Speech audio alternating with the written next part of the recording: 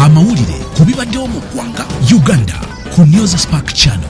NRM nesansuka olwo nga mufuna eddembe lyammwe eryo naye bweneebeera ng'ekyaliwo NRM era nga yeerowooza nti kyekibiina ekigwanidde okufuga Uganda eno eddembe lijja kubeera nga litambulirwa bweri kubanga bafuuse bannakyemalira nnyo aba NRM balowooza nti Uganda yaabwe naye nga si bwe kiri bwe kiri kiseera kyabwe kijja kuggwako basansuke ennyo okutufuga n'alemererwa okufunawo omuntu gw'agamba nti ono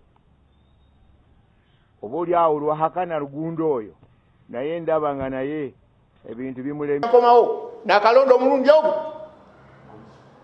mu kinaana Muwanga n'ayita obululu bwonna babuleete mu maaso ge n'alangirira Obote ne ngamba sigenda kuddayo kulonda okugyako nga tufunye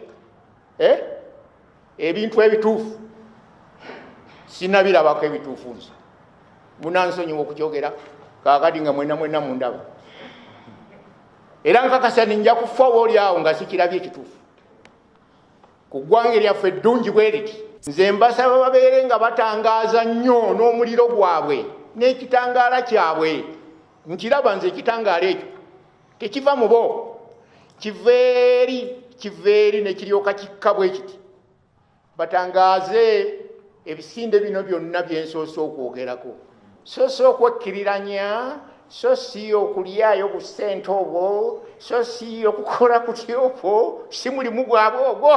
Mu nnaku zino mwentwalira ne politics nentwaliramu ne NRM era ekisinde ekyo bwe ntunuulira ensi eno ndaba nti abantu abali mu kisinde ekyo ekigazi mu bwe kityo beetwala okubeera nga kitalo butalo bamanyi kitalo butalo kyayogera tekidwamu era emirundi mingi olw'okuba nti batwala obuyinza obwo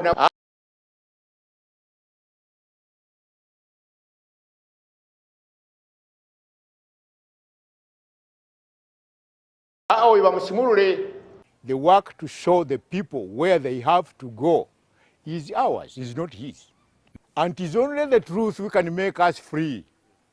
There is nothing else which can make us free in this country of Uganda. Politicians all over the world think that everything belongs to them, while they are living on our own taxes. They forget that they are our servants. They forget. And usually they forget that they are servants of God. How can they, even if they are 300, think that all of us in Uganda, we cannot see that they are playing just with their games?